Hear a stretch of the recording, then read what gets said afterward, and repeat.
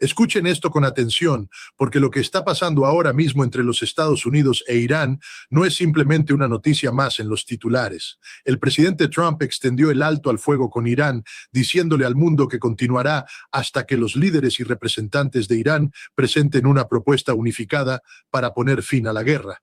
Y aquí es donde quiero que se detengan un momento, porque esa frase, propuesta unificada, revela algo mucho más profundo de lo que cualquier canal de noticias está dispuesto a admitirle a usted esta noche. Trump describió al gobierno de Irán como seriamente fracturado, y eso refleja una preocupación central de su administración.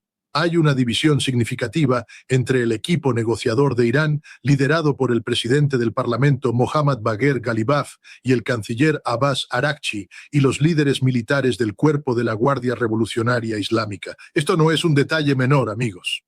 Esto es el corazón mismo de por qué estas negociaciones están fallando.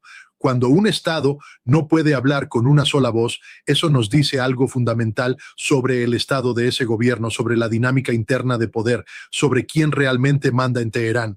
Y esa es la pregunta que nadie en los medios principales quiere responderle honestamente. La extensión del alto al fuego fue anunciada apenas horas antes de que expirara el plazo original y fue solicitada específicamente por el primer ministro Shehbaz Sharif y el mariscal de campo Asim Munir de Pakistán. Fíjense en eso. Pakistán, un país que formalmente no es parte de este conflicto, se ha convertido en el eje diplomático de una de las confrontaciones más peligrosas del siglo XXI. Eso nos habla de los límites reales del poder norteamericano cuando se trata de construir puentes con una nación que lleva décadas siendo enemiga. Washington necesita a Islamabad para llegar a Teherán. Eso es un dato geopolítico de primer orden. Ahora empecemos a construir el contexto completo de esta historia, porque si ustedes quieren entender realmente lo que está en juego aquí, tienen que entender cómo llegamos a este punto. Todo comenzó cuando las fuerzas estadounidenses e israelíes lanzaron la llamada Operación Midnight Hammer, que según Trump representó una obliteración completa y total de los sitios nucleares de Irán. Eso ocurrió el 28 de febrero de este año y quiero que se imaginen lo que eso significa en términos históricos. Por primera vez desde la Segunda Guerra Mundial, los Estados Unidos atacaron directamente a una nación soberana que no los había atacado primero en su propio territorio. Trump lo justificó diciendo que creía que Irán iba a atacar primero, pero no presentó inteligencia para apoyar esa afirmación. Ninguna. Y sin embargo, los bombardeos comenzaron.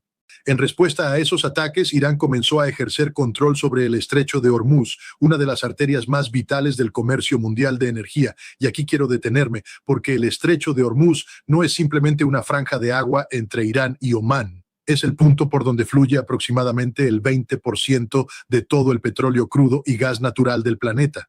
Cuando Irán cierra ese estrecho o lo controla, está tocando directamente el bolsillo de cada familia en los Estados Unidos, en Europa, en Asia. Los precios del combustible suben, las cadenas de suministro se disrumpen, la economía global siente el temblor. Y los iraníes lo saben, llevan décadas sabiendo que ese estrecho es su carta más fuerte. El general retirado Wesley Clark, excomandante supremo aliado de la OTAN, le dijo a CNN que reabrir el estrecho de Hormuz por la fuerza es un problema mucho más difícil para los Estados Unidos que simplemente mantener cerrados los puertos de Irán. Enumeró los obstáculos: las minas, las lanchas rápidas, los misiles rasantes, los misiles crucero, los misiles balísticos, el posible fuego de artillería.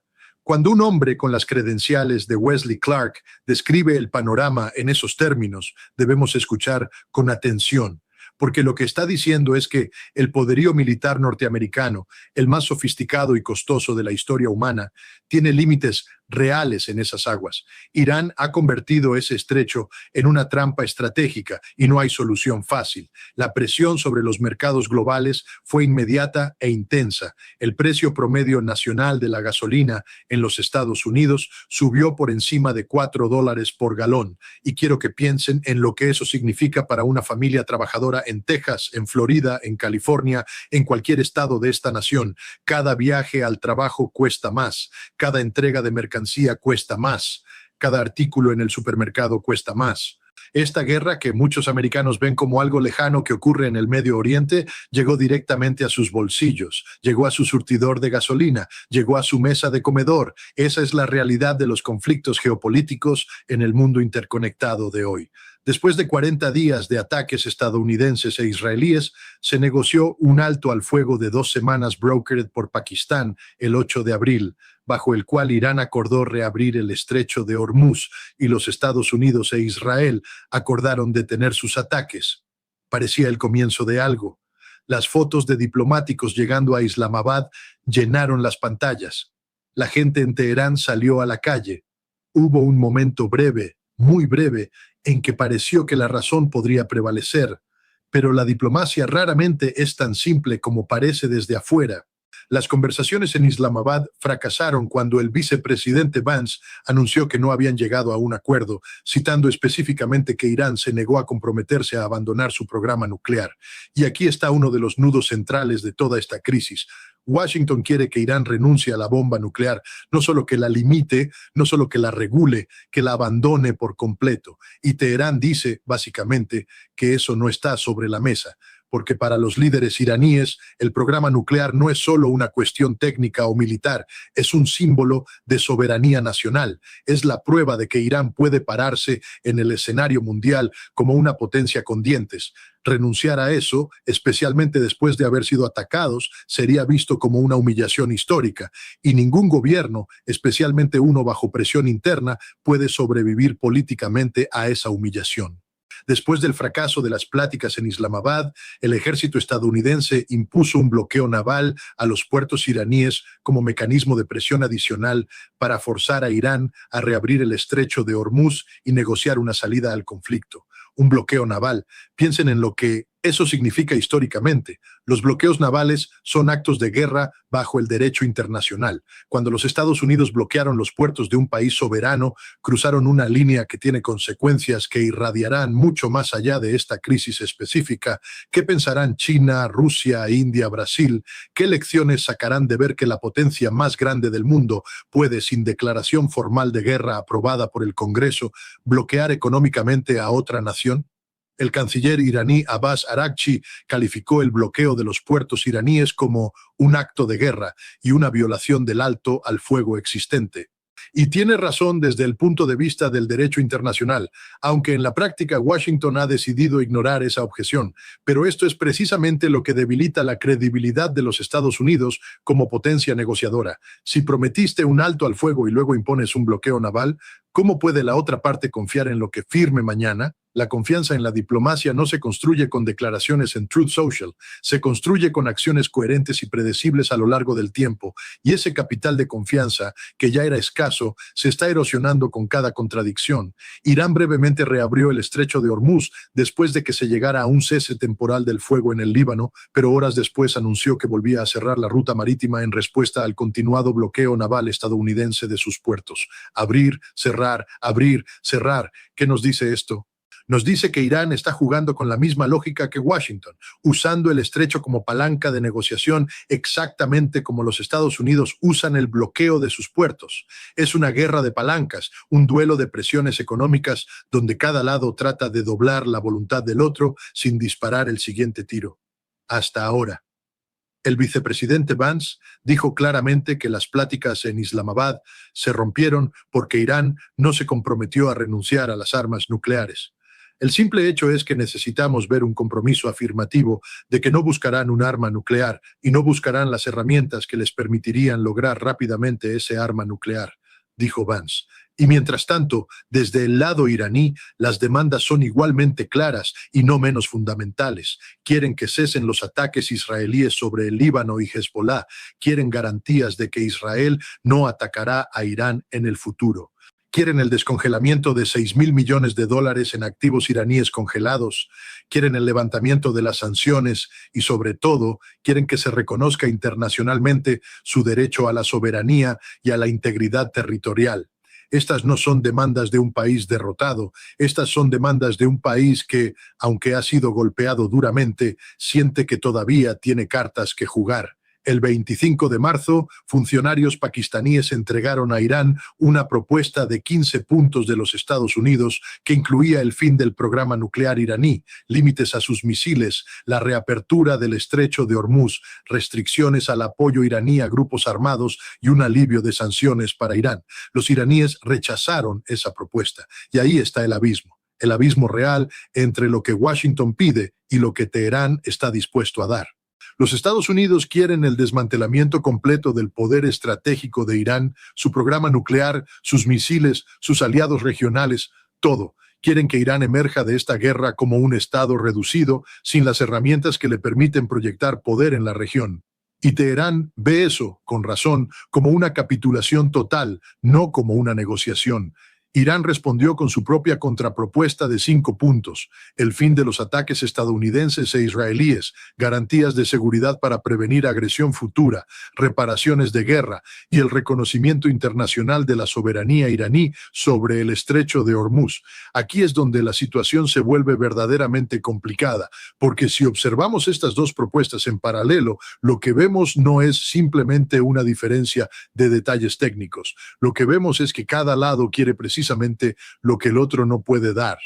Washington no puede garantizarle a Irán que Israel no volverá a atacar, porque Israel actúa con su propia agenda, y Teherán no puede renunciar a su programa nuclear, porque eso destruiría la legitimidad de su régimen ante su propio pueblo. La extensión del ceasefire sin fecha de vencimiento elimina la presión sobre Irán y podría permitirle a Teherán prolongar las pláticas indefinidamente, algo que los asesores del propio Trump le han advertido en conversaciones privadas. Esto es lo que los estrategas llaman una trampa de tiempo. Cuando extiendes un plazo sin poner un nuevo límite, lo que estás haciendo en realidad es debilitar tu propia posición negociadora. Irán tiene incentivos para esperar. Puede usar el tiempo para reorganizar sus fuerzas, para buscar apoyos diplomáticos adicionales de China y Rusia, para fortalecer su economía de guerra. El tiempo, en este caso, no trabaja necesariamente a favor de Washington. Barbara Slavin, investigadora distinguida del Stimson Center, dijo que la declaración de Trump extendiendo el ceasefire es una manera de cubrir la vergüenza de unas negociaciones en desbandada.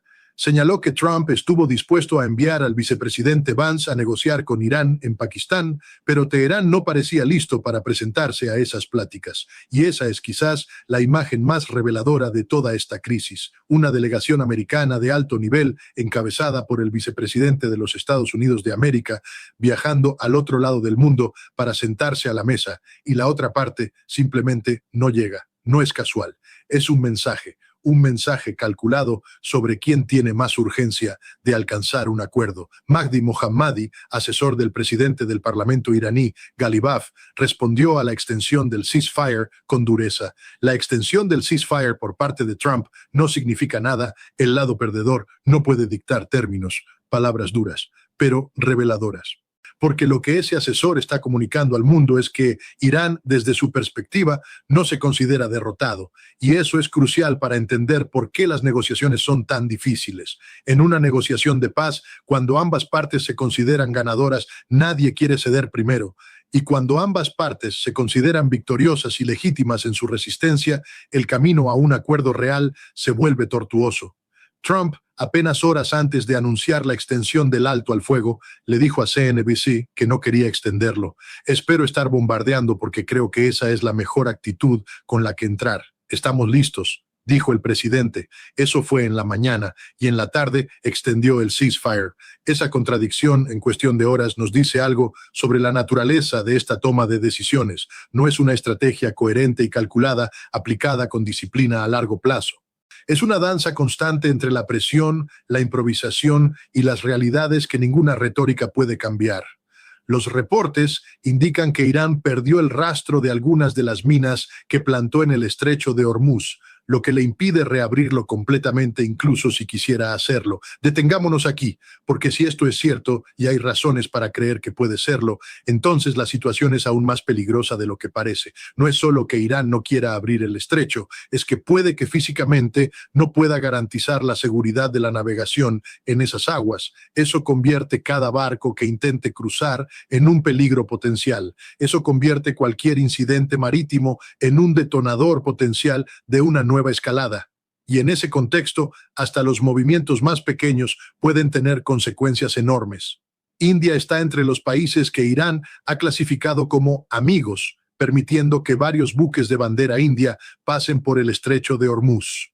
También se han permitido el paso de buques de Malasia, China, Egipto y Corea del Sur. Piensen en lo que esto significa para el orden mundial. Irán está, en la práctica, construyendo un sistema de acceso diferenciado al estrecho de Hormuz basado en relaciones políticas. Los países considerados aliados o neutrales pasan. Los países considerados enemigos no pasan. Eso es una redefinición del derecho marítimo internacional tal como lo conocemos. Y esa es una de las transformaciones estructurales más significativas que puede emerger de esta crisis independientemente de cómo terminen las negociaciones.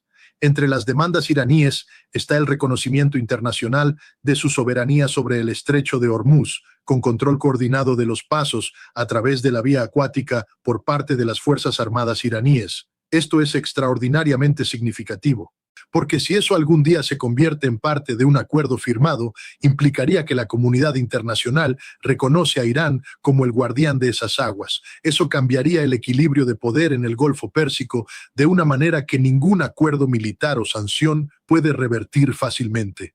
Sería una victoria estratégica para Teherán que duraría generaciones. Y mientras todo esto ocurre, hay que preguntarse, ¿qué papel están jugando las otras grandes potencias? Rusia y China observan con interés. Ambos tienen incentivos para que esta crisis se prolongue y debilite tanto a Washington como a sus aliados regionales.